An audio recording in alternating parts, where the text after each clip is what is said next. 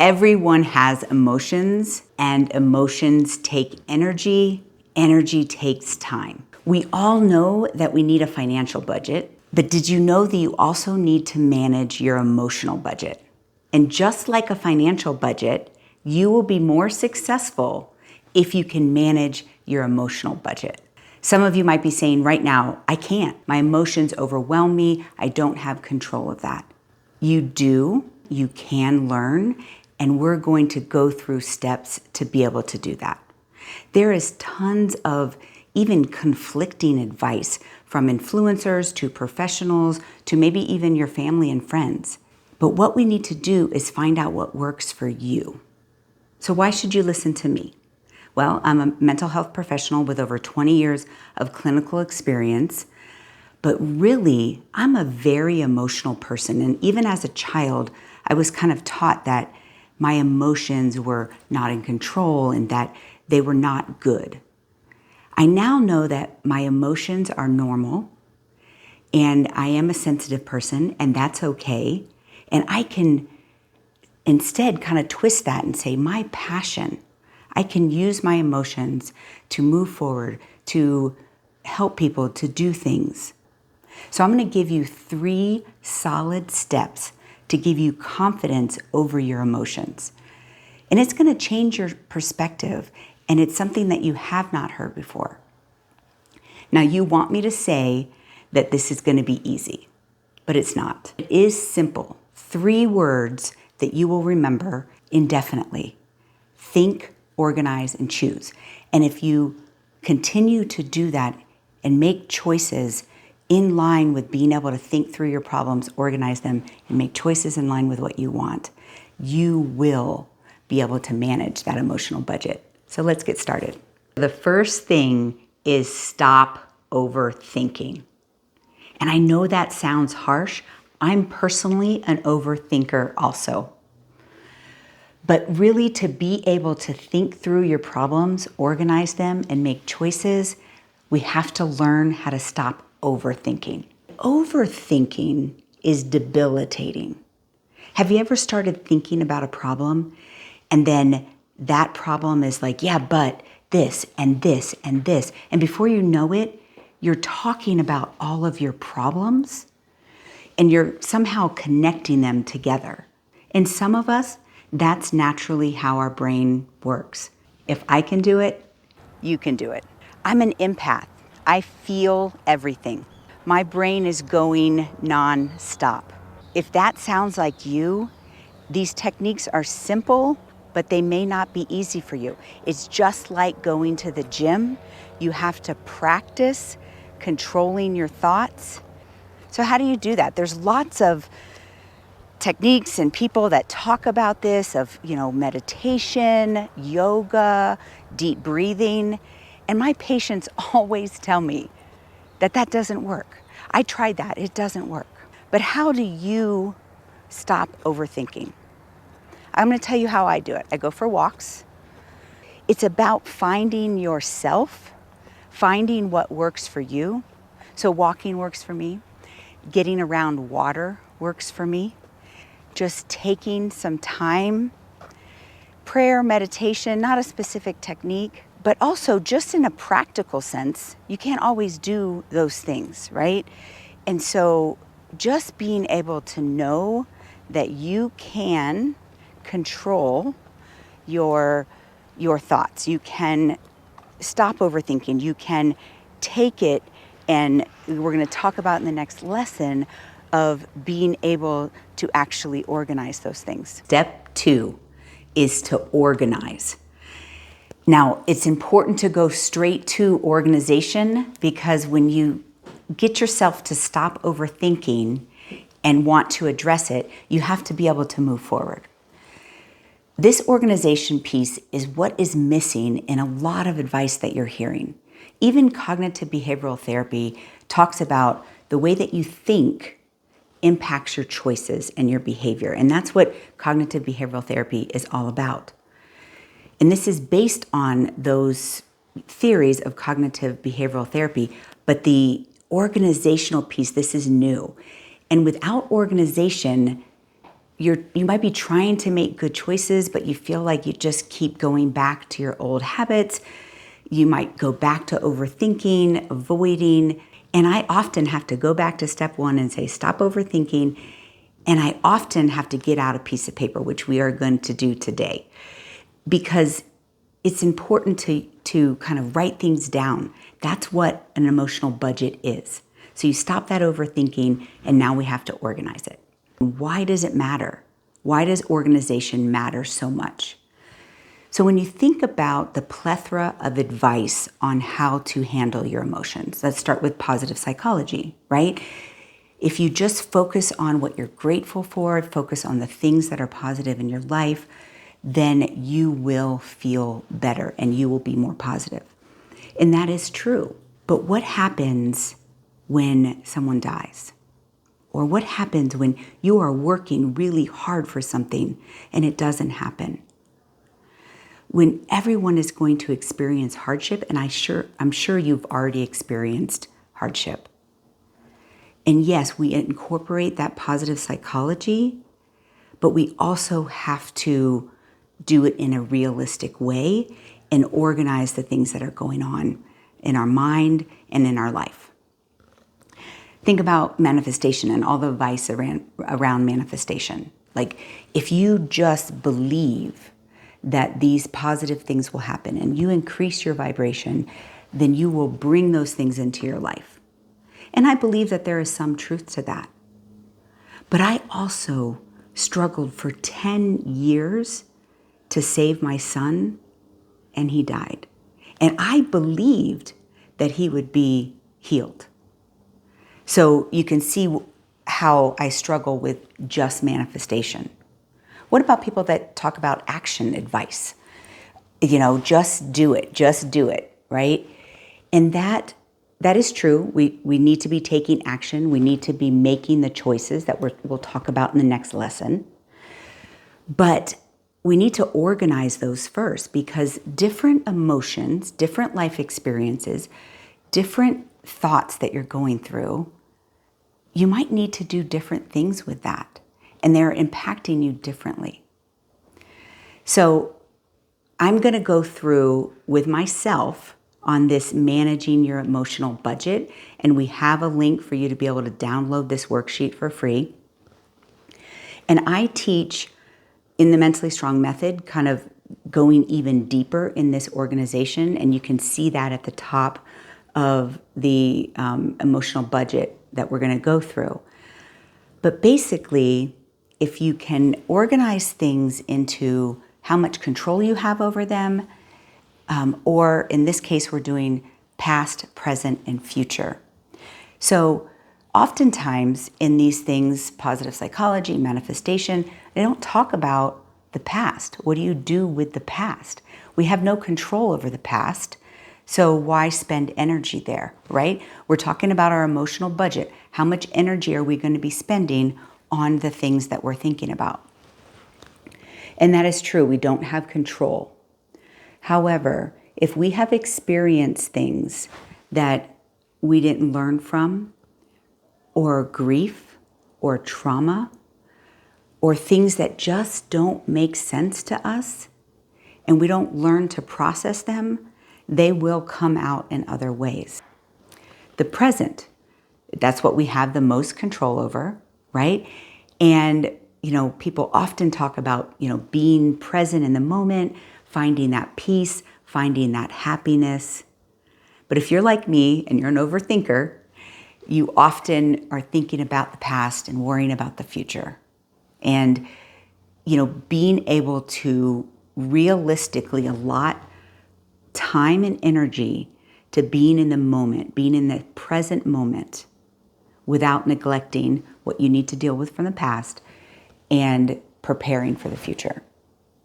So the future, some people say we have no control over, but we do. I think there is something to positive psychology and manifestation, and we have control over some of those things by our current choices. So the choices we make today likely will impact us in the future. So that's why this is broken down into past, present, and future. So as you can see, I actually went through this worksheet myself. And if you know my story, there's a lot of things in my past that I'm still dealing with. The actual morning that I found my daughter Maya dead is very traumatic, and I have flashbacks, and it's impacting me. So you see, I wrote that there, and I put a 7 because this was only a year and a half ago, and it is still pretty significantly impacting me and taking about 10% of my energy. And then I go on to just the grief of losing Maya is different than that morning. That morning was trauma. Losing her is grief, and that's still a 7. Grief of losing Reggie, about 5%, and the intensity is lower. That was about almost 6 years ago. Being an empty nester, like now all my children are grown or gone, and who am I and what am I doing with my life, right? The unanswered prayers. I have a lot of spiritual conflict from believing and praying for these things and them not happening, and that's a spiritual conflict from my past. I go even deeper, this feeling of I'm not good enough goes all the way to my childhood, and being afraid of making decisions has to do with my past as well. And so I put those things in my past. I gave them an intensity rating. That means like how intense do I feel that feeling, and how much time or energy am I spending in that space, right? Then going into the present, I often kind of say some negative things to myself, like everything is hard. I might even be addicted to kind of this fight or flight response, and I'm trying to kind of heal from that. And but it's definitely still comes up, and it's taking my energy. I sometimes go into like all or nothing thinking, and that wastes my energy. Feeling like I'm not smart enough, that maybe I could work really hard and not be successful, right? So these are negative thoughts that, as you can see here, I still have a percentage that wastes my energy, right?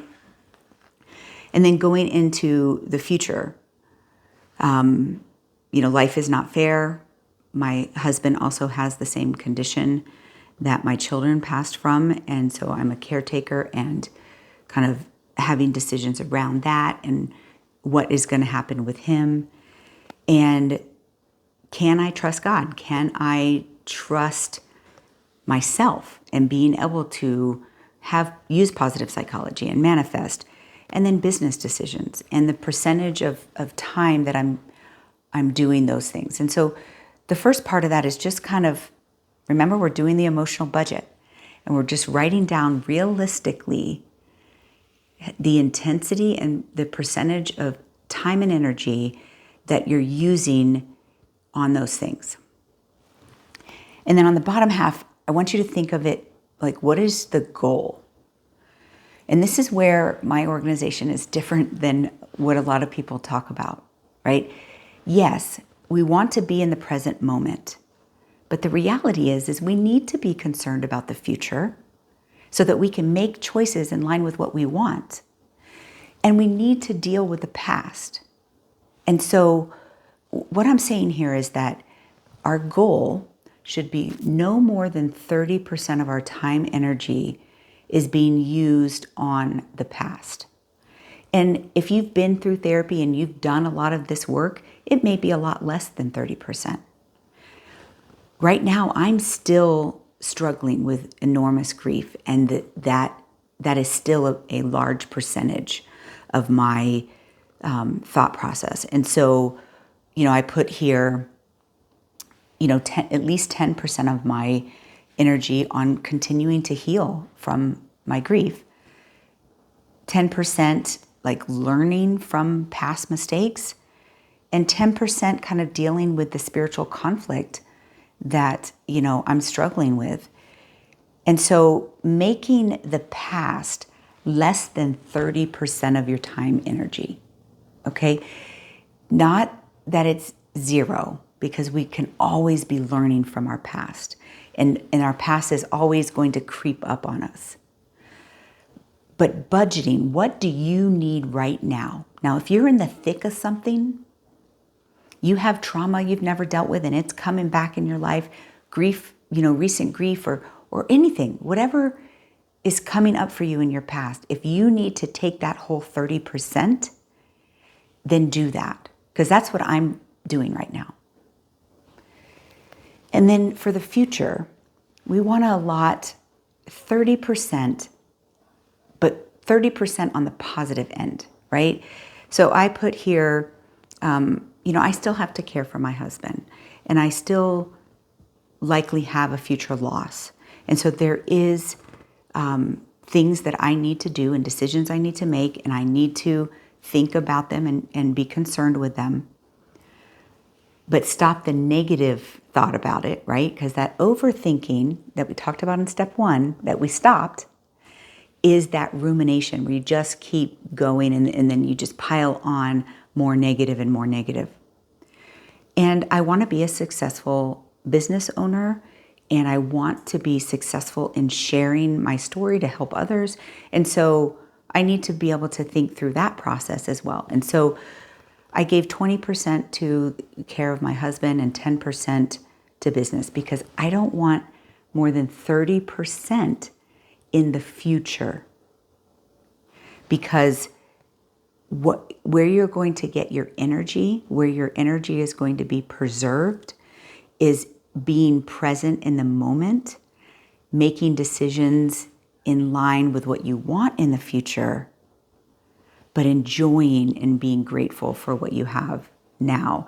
And so I'm Xing out all of those things that I put for the present moment, because I'm wasting energy in those negative thoughts. And likely you are too. And so take away those negative thoughts, and let's get at least 40% of our energy in finding peace, contentment, happiness, joy, right where you are right now. And for some of you, that might be very difficult. People are dealing with all kinds of hardship. And you should deal with the past, and you should deal with concerns from the future. But making sure that as you're doing your budget, that you're finding at least 40% of the time to be present today. Now, when I talk about organizing, we've organized this, and I encourage you to actually make your own budget, but also making choices in line with what you want for that future. And we're going to talk about that in choices, kind of being more specific there. But if you look at the top of this worksheet, it talks about core connections, triggers, trauma. These are things, that you can go deeper into and find ways to process. Those negative thoughts and behaviors and current addictions, that's your present problems. Address those on a daily basis. And then in the future, there may be injustices. You may have just been diagnosed with cancer. You may be worried, anxious about lots of things. You may not have a spiritual relationship that you trust. Those are all future concerns, and you can use some of your emotional budget for that, but making sure that you kind of dive into those categories as well.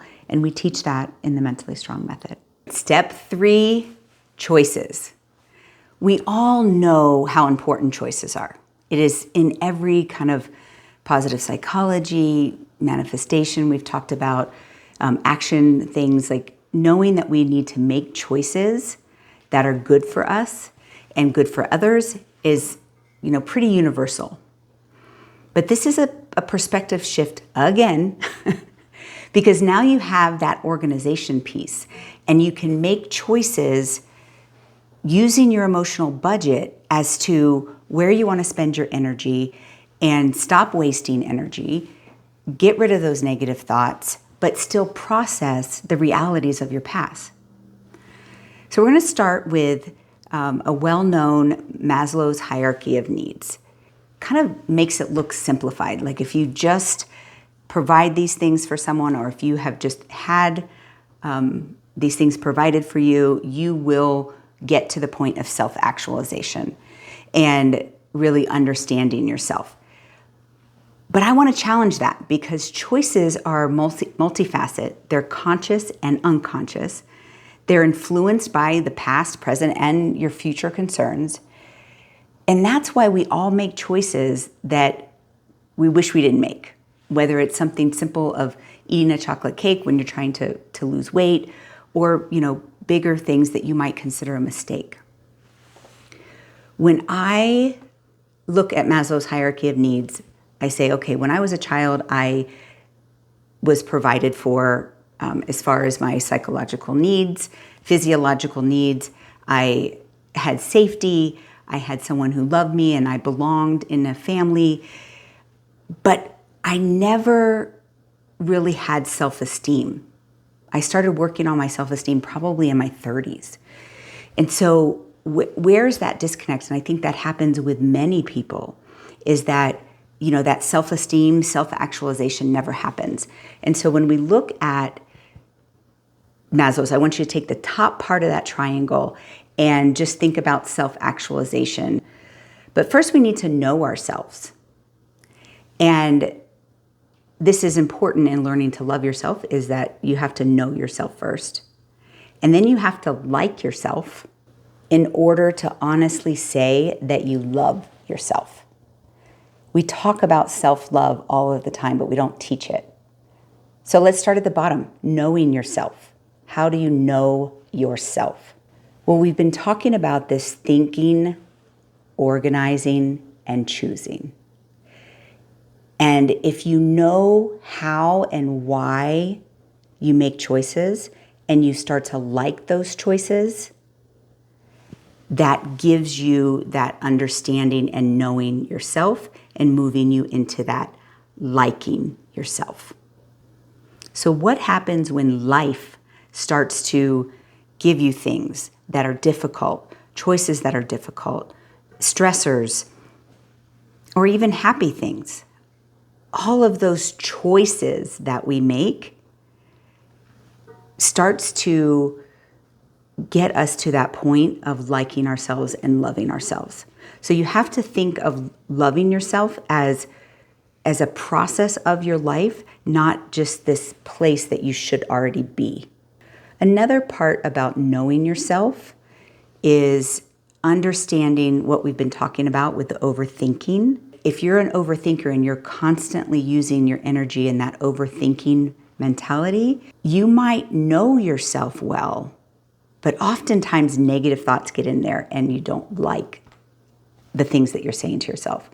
Or you could be avoiding. These are two opposite ends of a spectrum, and both are unhealthy, right? We shouldn't be avoiding, nor should we be overthinking. So that in and of itself is a choice. So if you think of it as a continuum, you're going to try to get yourself in the middle of that continuum. You're going to organize your brain. You're going to go back to step 2 and organize that. And then you're going to make sure that you're making choices in line with what you want yourself to be, and that you like yourself. And so this last image just kind of puts it all together with these choices here on the side. The triangle represents life. And we need to know ourselves, like ourselves in order to love ourselves. But that includes the choices that we're making each and every day to take care of ourselves, to take care of others. I love it when I'm able to take care of someone else, and that brings me joy. I like that about myself, and I'm learning to love myself. So these are choices. Is not just, oh, I'm going to choose to go on a diet, or I'm going to choose to go to college, or whatever, those life choices. Those are big life choices, but we have a choice every day to do these 3 words: think, organize, and choose.